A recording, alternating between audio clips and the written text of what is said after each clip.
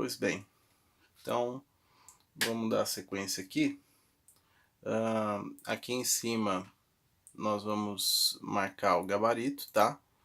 E embaixo nós temos as questões. Também vou intercalar com algumas imagens aí que eu peguei para ilustrar o que eu quis mostrar também na avaliação. É importante ler isso daqui, ó, que as provas de nono ano, né, você do nono F, do nono G, o objetivo e a habilidade era identificar os elementos de geopolítica por meio de mapas, gráficos, figuras, textos e tabelas, tá? Então a gente fala de geopolítica e também regionalização do espaço mundial. Então, vamos começar. Esse símbolo mapa azimutal se associa a qual sigla? Então, eu, para começar a ilustrar, mostrar isso aqui para vocês, ó. Pronto. Que esse símbolo é o símbolo da Organização das Nações Unidas, tá? Esse mapa, né, essa projeção, ela é feita com ponto central aqui no Polo Norte, e aí os continentes são representados aqui no entorno, né? Então, a ONU, ela tem o caráter de ser politicamente falando multilateral, ou seja, são todos os países do mundo, ou pelo menos a maior parte deles, que estão associados à organização. Portanto, com a projeção, ela também tem uma questão política.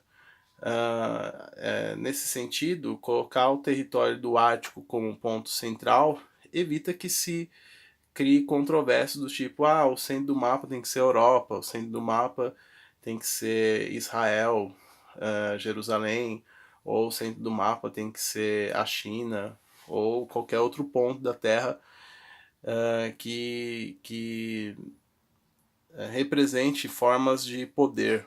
Então, quando fala do Polo Norte, você está falando de um território neutro, inclusive de uma área que sequer tem continente. É uma capa de gelo, de mar congelado, e os continentes estão todos em volta. Então, a adoção desse símbolo ela teve esse propósito por parte da ONU. O mais interessante é que eu corrigindo as provas de vocês, a maior parte aqui dos alunos fez essa correlação de forma correta, isso é um ponto muito positivo a se destacar. Então aqui, ó, olha só, nós vamos marcar aqui no gabarito como se vocês estivessem pintando aqui, tá? Deixa eu só mudar aqui o tipo do pincel. Pronto. Agora vamos marcar aqui, olha que legal. Né? Não é igual eu fazer a caneta, tá? Mas acho que dá para entender o espírito da coisa aqui, né? Beleza? Marcado aqui. Pronto. Então, as outras opções, né? A OTAN, que é a Organização do Tratado Atlântico Norte, envolve só realmente os países do hemisfério norte, né? Então não faria sentido, né, aqui ó, a América do Sul, né, fazer parte da OTAN, se bem que há discussões aí de colaboração de países, né, aqui da nossa região para a OTAN, inclusive o Brasil. A OCDE é uma organização aí com 30 países, né, Cooperação e Desenvolvimento Econômico das economias desenvolvidas do mundo. Então, também não teria esse caráter de representar aqui todos os continentes também.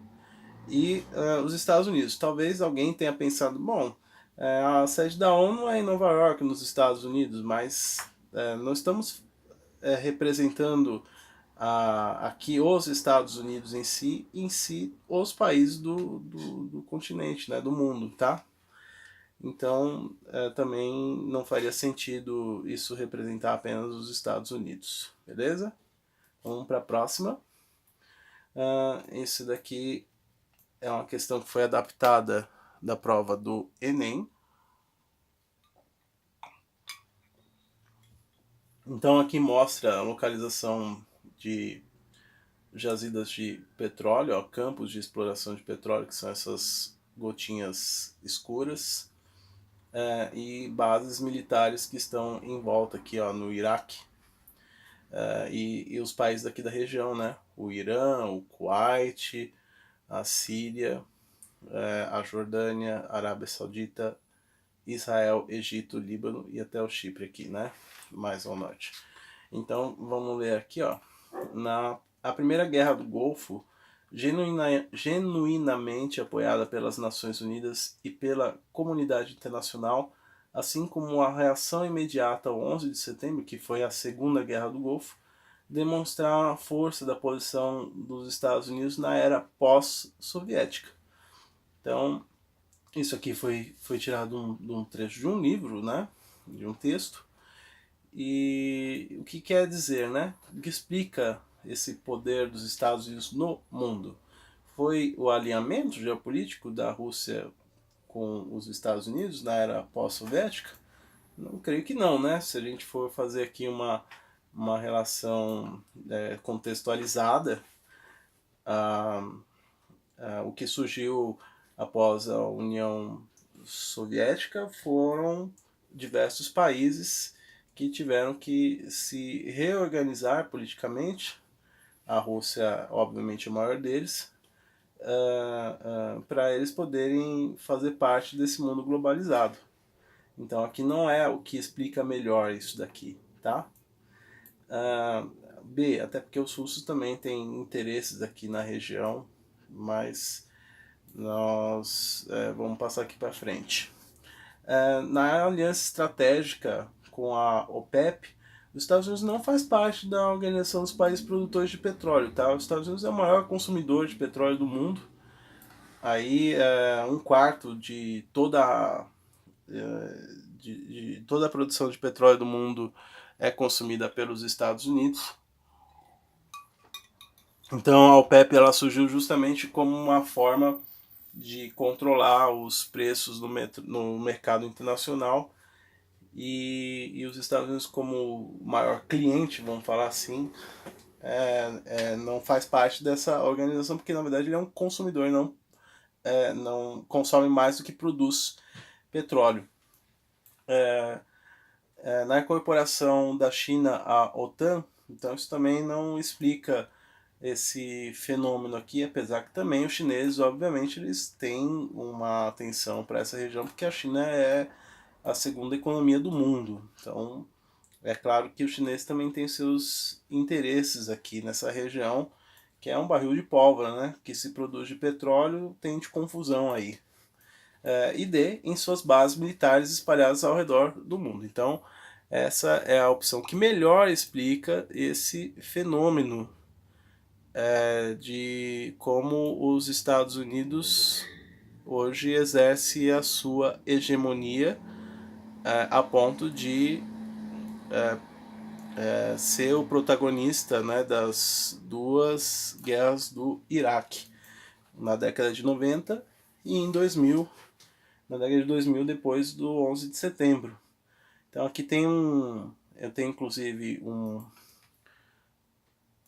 uma imagem que mostra aonde estão as bases americanas aqui, ó. Tá? Então aqui onde tem a bandeirinha dos Estados Unidos, tá vendo, ó? Tá, bases militares, ó, de 4 países aqui que tem realmente essa preocupação em estabelecer não só hegemonia econômica, mas também hegemonia militar.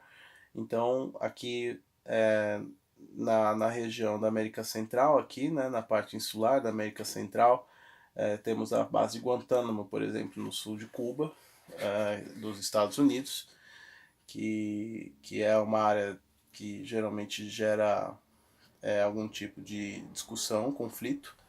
Então tem áreas aqui nos Estados Unidos no Oceano Índico, temos áreas aqui no Extremo Oriente, né?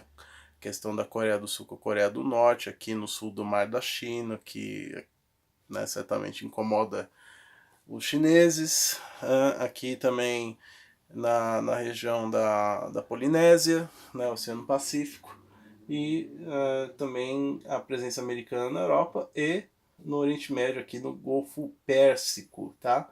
Os russos, ó, obviamente, ó, eles também aqui estão próximos, ó, né? Mas não tanto espalhados, né? Como os Estados Unidos, aqui concentrado mais ou menos no que era a antiga cortina de ferro, né? Que eram os países alinhados à ex-União Soviética, exceto aqui no caso do Vietnã, que foi protagonista de uma guerra interminável aí na década de 60, 70.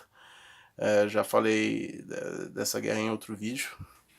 Então, também aqui a presença do Reino Unido, né, na Europa, tradicionalmente, que era a herança do Império Britânico, né, o Canadá, e também algumas posições aqui na África, onde também tem presença francesa, ó, também no Oriente Médio, né, então são países que têm condições e estrutura de manter essas bases extraterritoriais, porque são países ricos. Então, aqui, né, no sul, ó, a questão das Malvinas, que também gerou inclusive uma guerra contra a Argentina na década de 80, no começo da década de 80, enfim, uma base britânica. Então, isso explica, né, as bases militares americanas espalhadas ao redor do planeta, beleza? Acho que agora ficou um pouco mais claro aí para você. Então vamos dar sequência aqui. Na questão 3. A situação demográfica de Israel é muito particular. Desde 1967, a esquerda sionista afirma que Israel deveria se desfazer rapidamente da Cisjordânia e da faixa de Gaza, argumentando a partir de uma lógica aparentemente inexorável, ou seja, sem possibilidade de contestação. Devido à taxa de nascimento árabe ser muito mais elevada, a anexação dos territórios palestinos, formal ou informal, acarretaria dentro de uma ou duas gerações uma maioria árabe entre o rio e o mar. Então, o autor está querendo dizer que enquanto Israel tiver controle sobre esses territórios ocupados, ele corre o risco, né, de ter que resolver uma questão demográfica ainda maior, uma vez que a taxa de natalidade dos povos árabes é superior à taxa de natalidade do povo de Israel. Então, comparando a imagem do exercício anterior, né, só voltando aqui, ó, onde está o mapa, tá vendo? Ó, Israel, né? Qual destes é hoje um dos territórios ocupados por Israel? Ou seja, qual desses territórios ainda é ocupado hoje, né? Então você tem que fazer uma interpretação não só do texto, mas lembrar também das aulas onde nós fizemos o mapa dos territórios ocupados por Israel. Então, a península do Sinai, tomada do Egito, que foi devolvida ao Egito, ela foi tomada na Guerra dos 6 Dias, mas foi devolvida em 80, num acordo político, onde os dois países fizeram um acordo de paz. B. Então não é mais hoje, né, pertencente a Israel. B.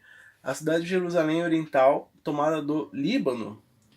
Então eu vou mostrar depois uma outra imagem que, na verdade, a cidade de Jerusalém Oriental ela foi tomada da Palestina, da região da Cisjordânia, tá? Jerusalém é um território que deveria ser neutro ou com administração internacional, por ser uma cidade berço da civilização e das 3 grandes religiões do mundo, né? O judaísmo, o cristianismo e o islamismo, mas na prática quem controla esse território é Israel. E não foi tomada do Líbano, tá? A gente vai ver no mapa que o Líbano fica mais ao norte. As colinas de Golã, tomada da Síria. Aí sim, esse é um território estratégico, porque aqui é a nascente do rio Jordão, é um manancial de águas, né, numa região do deserto. Estamos ali falando de um lugar onde a escassez de água é muito notável. Então, é uma questão estratégica de Israel ter o controle territorial dessa região para garantir para si os mananciais de água e também por ser uma região de topos de morro, há a possibilidade de monitoramento estratégico, inclusive das áreas de territórios vizinhos, né, como no próprio Líbano, na Síria. Então, dizem, né, porque eu nunca fui lá para ver, mas os militares conseguem visualizar tanto os territórios do Hezbollah, no sul do Líbano, quanto a, a cidade de Damasco, que é a capital da Síria, consegue visualizar ali do alto a movimentação que acontece ali nas áreas do entorno, né? Estamos falando de uma área muito pequena, né? Israel é do tamanho do estado de Sergipe, que é o menor estado brasileiro, né? Então ali tudo é próximo.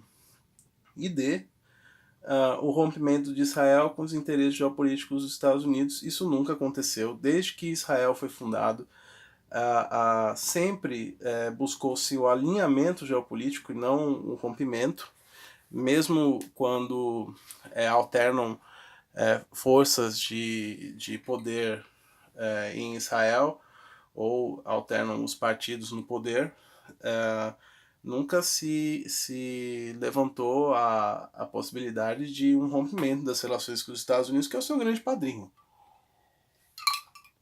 Sem os Estados Unidos, Israel não existiria jamais, porque ali é uma área que tem povos de outras origens, né? Como no caso os árabes palestinos, tá? Então aqui a alternativa correta é a C de casa, certo? Essa foi uma questão que, pelo que eu percebi, poucos acertaram, então deveriam, né, ter prestado mais atenção naquele mapa que vai ser mostrado aqui para vocês, ó. Tá? Aqui nessa sequência, estamos mostrando aqui como é que deveria ser a partilha dos territórios como foi proposto na ONU, na fundação da ONU. Então aqui era um território da Palestina, né? Toda essa região palestina controlada pelo Império Britânico, né? Pelo governo da Grã-Bretanha, e deveria se prever um Estado judeu, né? Mais ou menos metade do território dessa região, e o restante árabe, um Estado árabe, que seria a Palestina, e o Estado de Israel. Mas na prática isso nunca aconteceu. Ó. A cidade de Jerusalém deveria ser um território neutro, né, administrado pela comunidade internacional. E aqui os países vizinhos, né? Ó, o Líbano ao norte, ó, a Síria também ao norte, a Jordânia a leste, ao sul o Egito e a oeste o Mar Mediterrâneo. Tá? Ao sul também aqui, ó, a Arábia Saudita, dá para dizer que faz fronteira marítima aqui, né, no Mar Vermelho, tá? Também. Enfim. Então, em 49, a parte da Cisjordânia, né, aqui Jerusalém foi anexado como a capital do Estado de Israel, que já causou muitos conflitos com os vizinhos, tá? Mas ainda não é o território atual de Israel. Em 1967, na Guerra dos Seis Dias, houve de fato um movimento de ocupação territorial pelo exército israelense aqui da península do Sinai, né, até a região do canal de Suez. Então aqui houve uma abertura, né, do Mar Vermelho com o Mar Mediterrâneo, tá? Uma construção feita pelos ingleses para que embarcações passem aqui de um lado para outro. Então aqui é uma área estratégica muito importante e que é administrada pelo Egito.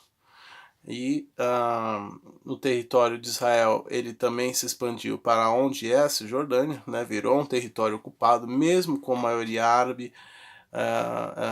Israel incentiva a construção de colônias judaicas, como os kibbutz, que são fazendas coletivas ou cooperativas, né? Uma forma de garantir ocupação territorial, é você distribuir terras para o seu povo. E as colinas de Golã, aqui ao norte, ó, no limite com a Síria, tá? Então aqui, né, quando naquela opção lá, Jerusalém foi tomada da Cisjordânia e não do Líbano, que está aqui ao norte, ó, a cidade de Beirute, aqui, a capital do Líbano, tá? E um mapa mais atualizado, uma situação mais atualizada, né? Onde há territórios autônomos da Palestina, mas ao mesmo tempo são territórios militarmente ocupados por Israel, onde há também essa situação de conflito, né? Como a faixa de Gaza, aqui a Cisjordânia, tá? E uma relação sempre muito conflituosa, né? Com os árabes, ó. As colinas de Golã, que até hoje é um território que não foi reconhecido pela comunidade internacional, exceto pelos Estados Unidos.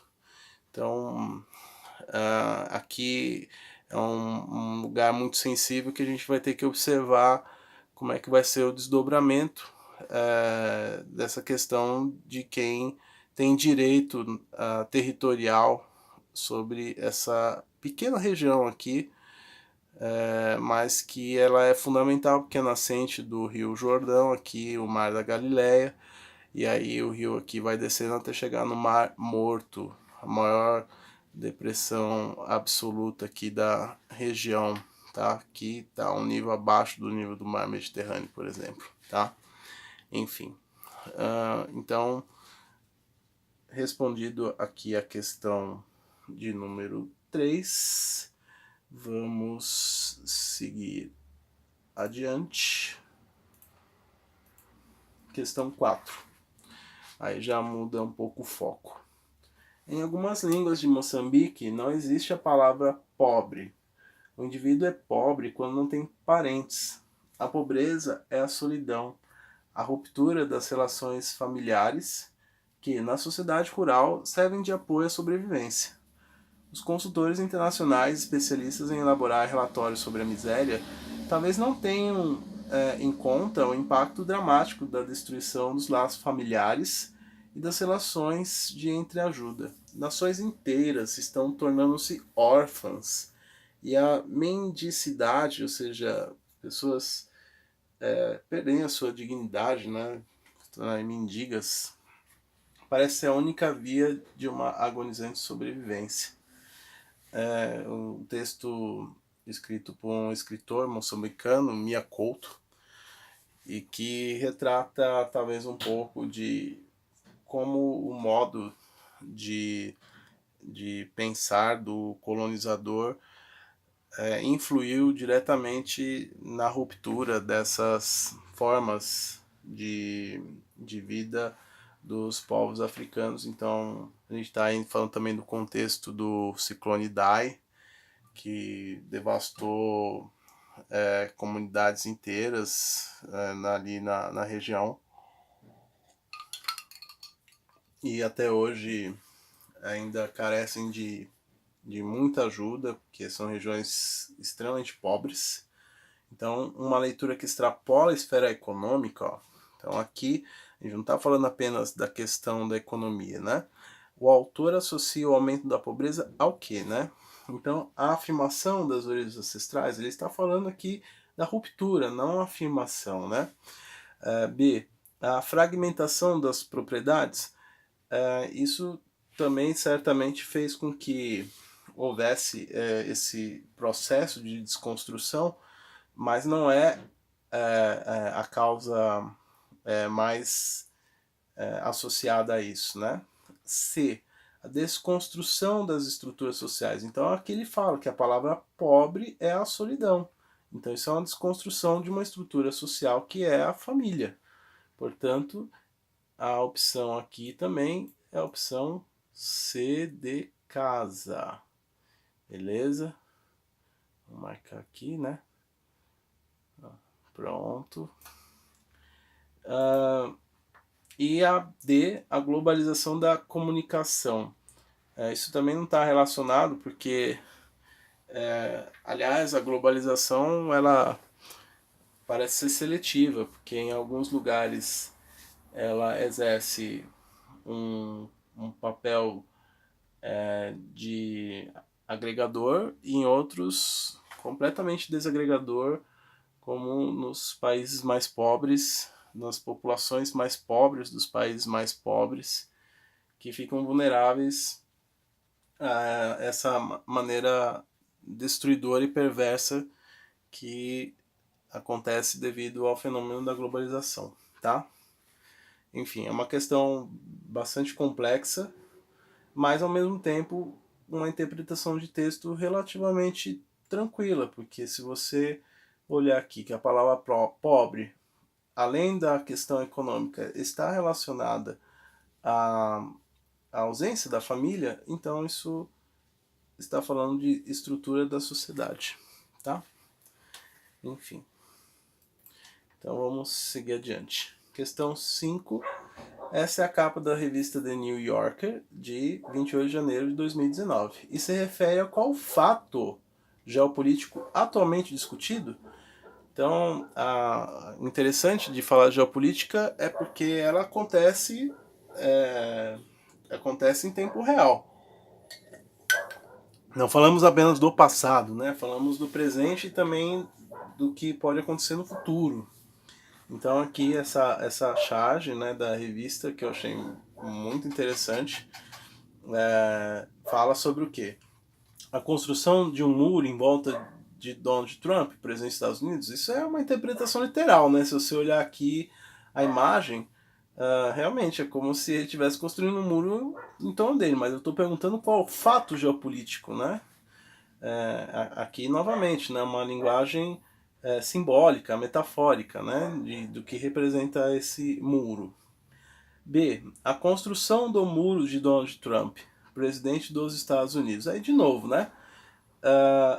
Você está fazendo uma interpretação literal, né? Que ele está construindo um muro, né? Então aqui não está relacionado realmente ao fato, né? E sim apenas a ideia.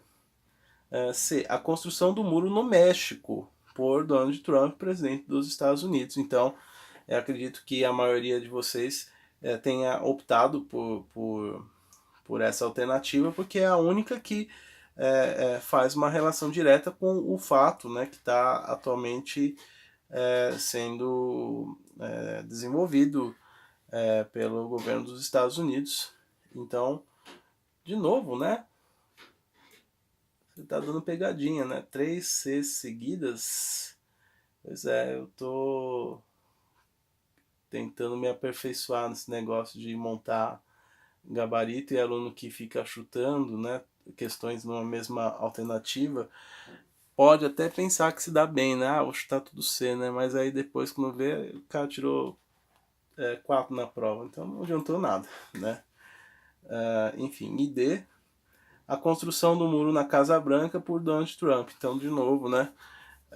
Claro, né, que aqui ele está representando o local onde ele vive, que é a Casa Branca, né? Mas aí eu vou pegar até separei aqui a imagem do muro, ó. Aqui é da revista, né, colorido, né? Para vocês verem com mais detalhe.